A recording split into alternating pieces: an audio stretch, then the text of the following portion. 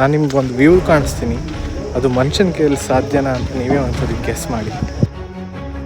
ಗುರು ರಾಘವೇಂದ್ರ ಸ್ವಾಮಿಗಳ ಹಿಂದೆ ಪಂಚಮುಖಿ ಆಂಜನೇಯ ದೇವರಿರುವ ಫೋಟೋಗಳನ್ನು ಹಲವಾರು ಕಡೆ ನೋಡಿರ್ತೀರಲ್ಲ, ಅದಕ್ಕೆ ಉತ್ತರ ಈ ಸ್ಥಳದಲ್ಲಿದೆ.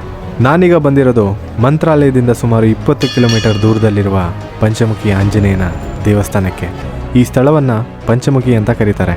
ಪಂಚಮುಖಿ ಆಂಜನೇಯನ ಅವತಾರ ಹೇಗೆ ಸೃಷ್ಟಿಯಾಯಿತು ಅನ್ನೋದಕ್ಕೆ ಪೌರಾಣಿಕ ಕಥೆಗಳ ಪ್ರಕಾರ ರಾಮಾಯಣದ ಸಮಯದಲ್ಲಿ ಅಹಿರಾವಣ ಎಂಬ ರಾಕ್ಷಸನನ್ನು ವಧಿಸಲು ಆಂಜನೇಯ ತಾಳಿದ ರೂಪವೇ ಪಂಚಮುಖಿ ಆಂಜನೇಯ.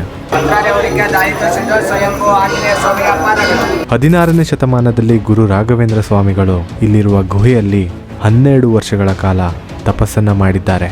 ಅವರ ತಪಸ್ಸಿಗೆ ಮೆಚ್ಚಿ ಶ್ರೀ ಪಂಚಮುಖಿ ಆಂಜನೇಯ, ಕೊಲ್ಲಾಪುರ ಮಹಾಲಕ್ಷ್ಮಿ, ತಿರುಪತಿ ವೆಂಕಟೇಶ್ವರ ಸ್ವಾಮಿ ಮತ್ತು ವಿಷ್ಣು ಕೂರ್ಮಾವತಾರದಲ್ಲಿ ರಾಘವೇಂದ್ರ ಸ್ವಾಮಿಗಳಿಗೆ ದರ್ಶನವನ್ನು ಕೊಟ್ಟಿದ್ದಾರೆ. ಗುರುರಾಯರು ಇವರ ಆಜ್ಞೆಯನ್ನು ತೆಗೆದುಕೊಂಡು ಬೃಂದಾವನಸ್ಥರಾಗಿದ್ದಾರೆ ಎಂದು ಹೇಳಲಾಗುತ್ತದೆ.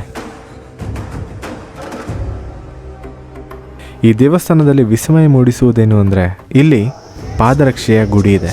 ಆ ಗುಡಿಯಲ್ಲಿರುವ ಪಾದುಕೆಗಳು ಸ್ವಯಂ ಆಂಜನೇಯನ ಪಾದುಕೆಗಳು ಎಂದು ಹೇಳಲಾಗುತ್ತದೆ. ಈ ಸ್ಥಳಕ್ಕೆ ಬಂದಾಗ ಇಲ್ಲಿರುವ ಬಂಡೆಕಲ್ಲುಗಳನ್ನು ನೋಡ್ತಿದ್ರೆ ವಿಸ್ಮಯ ಮೂಡಿಸೋದಂತೂ ಖಂಡಿತ.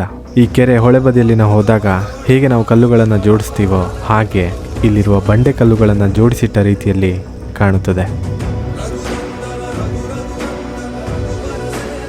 ಮಂತ್ರಾಲಯಕ್ಕೆ ಬರೋರು ಈ ಪ್ಲೇಸ್ನ ವಿಸಿಟ್ ಮಾಡದೆ ಹೋಗಲ್ಲ. ಸೊ ಈ ವಿಡಿಯೋ ನಿಮಗೆ ಇಷ್ಟ ಆದರೆ ಶೇರ್ ಮಾಡಿ.